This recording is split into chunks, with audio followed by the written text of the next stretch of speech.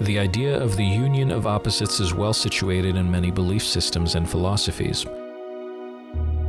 In the ancient Chinese philosophy and religion of Taoism, the Bagua is a motif incorporating the 8 trigrams of the I Ching, the Book of Changes.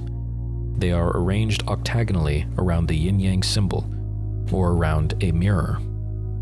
The 8 trigrams signify pairs of opposites: heaven, earth, water, fire, wind, thunder, mountain, and lake. Note that in BVS, all of these elements are directly referenced or shown. For example, in the beginning, before he falls, Jack prays to God, calling him the creator of heaven and earth. When they fight, we see the confluence of a number of opposite elements: water, fire, wind, thunder. Superman climbs a mountain. Batman lives on a lake. The Bagua symbol containing the yin-yang in the center is about achieving a balance between these opposite forces, with the realization that each opposite necessitates or contains the other. Batman and Superman descend through the center of the octagonal layers, emphasizing that they represent yin and yang. Bruce responds to Anatoly, but all accounts are balanced in the end. Batman and Superman are themselves opposite, and yet their unification through balance is necessary to transcend their no-win scenario set up by Lex. Their opposite nature is emphasized in their first meeting as Clark and Bruce. In the background, we hear Frank Sinatra's Night and Day. Night and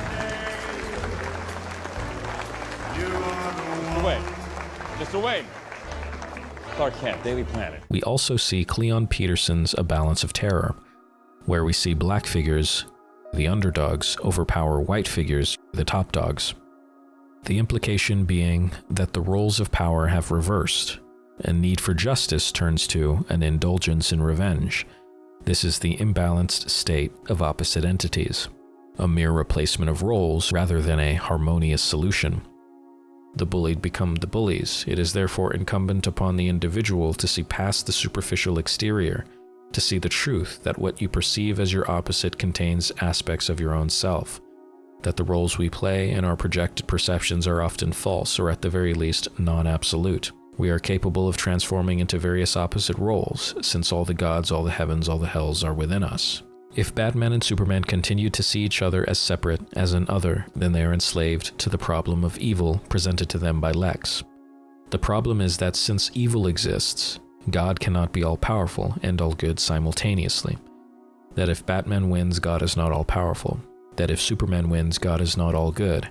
However, once they begin to see past the illusion of their opposite nature, they are able to transcend the paradox of evil altogether.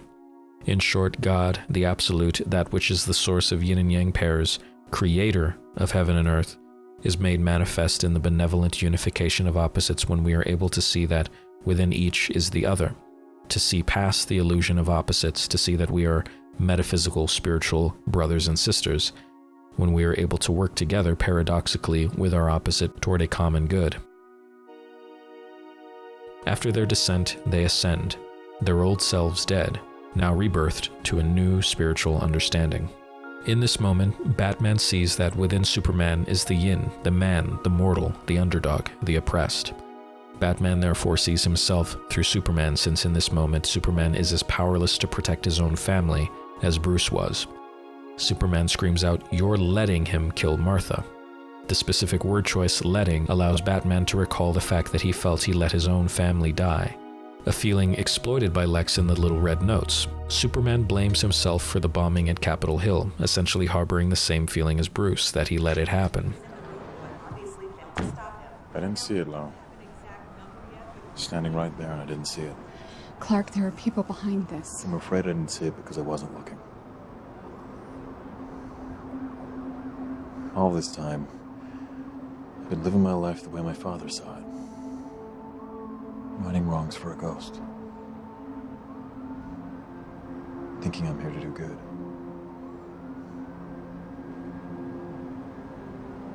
Superman was never real.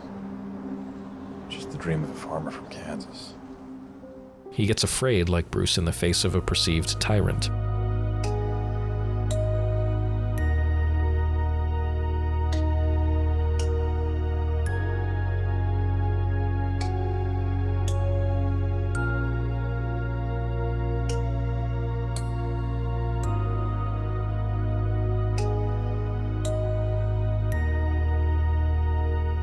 Bruce says, how many good guys are left? How many stayed that way? Clark reflects that very same sentiment. Lois? I have to go to Gotham to convince him to help me. Or he has to die. Clark. No one stays good in this world.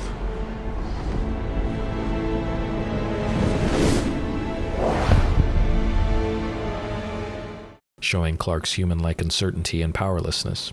The movie therefore directly shows that even though they, and perhaps even the audience as well, perceive Batman and Superman as different, they are also the same. They mirror each other. Each contains the other. Batman therefore doesn't learn to see Superman as a mere friend because their moms have the same name, as is so casually misinterpreted. He sees him as a brother, which is synchronistically emphasized by their mothers having the same name. Bruce therefore learns to extend who he views as part of his family instead of demonizing Superman as the other. In the previous video on the belly of the whale, it is shown that the mausoleum dream sequence is in sync with the moment Batman pulls the kryptonite spear.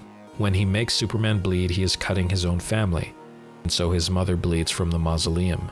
Superman does bleed, he bleeds as his own mother, as his own family.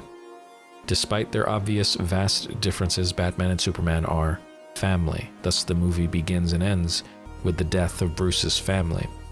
The veil has been lifted. Good luck for one is no longer his brother's misfortune in the harmonious balance of yin and yang.